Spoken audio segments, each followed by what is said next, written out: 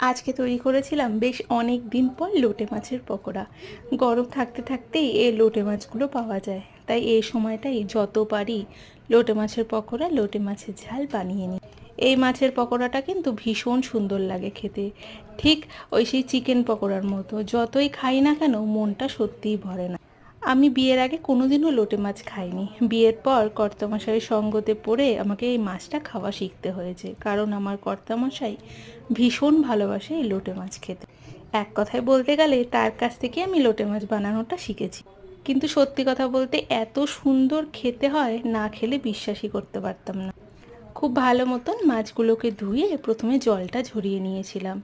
এবার কাঁচি দিয়ে টুকরো করে নিয়ে তার মধ্যে একটা ডিম, কর্নফ্লাওয়ারের গুঁড়ো, পরিমাণ মতো ময়দা, তার সঙ্গে আদা রসুন লঙ্কা বাটা, বেশ কিছুটা ঝাল ঝাল হবে তার জন্য গোলমরিচের গুঁড়ো, সামান্য একটু লঙ্কা গুঁড়ো দিতে পারো তোমরা, তার সাথে পরিমাণ মতো নুন, সমস্ত কিছু দিয়ে বেশ ভালো মতো ম্যারিনেট করে মোটামুটি 8 ঘন্টার জন্য রেখে দিয়েছিলাম নর্মাল টেম্পারেচার। এবার যখন 8 ঘন্টা হয়ে গেল, তখন সাদা তেলের মধ্যে কম আঁচ করে মোটামুটি দু সাইডটা লাল করে ভেজে নিতে হবে।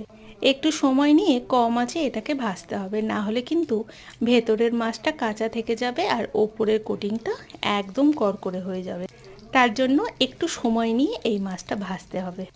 আজকে সকালে তৈরি করেছিলাম এই মাছ দিয়ে লোটে মাছের ঝুড়ি। ঠিক তখনই প্ল্যান করলাম, যেহেতু বেশি মাছ আছে তাই মোটামুটি 5-6টার মতো তুলে রেখে দিই, বিকেলে একটু পকোড়া বানিয়ে নেব। আজকে একটু গুড়ি গুড়ি বৃষ্টিও পড়েছিল শিলিগুড়িতে, আর তার সঙ্গে এরকম একটা পকোড়া আর গরম গরম চা ভীষণ সুন্দর লেগেছিল খেতে। অল্প একটু কাসন্দি আর চিলি সসের সাথে পরিবেশন করেছিলাম।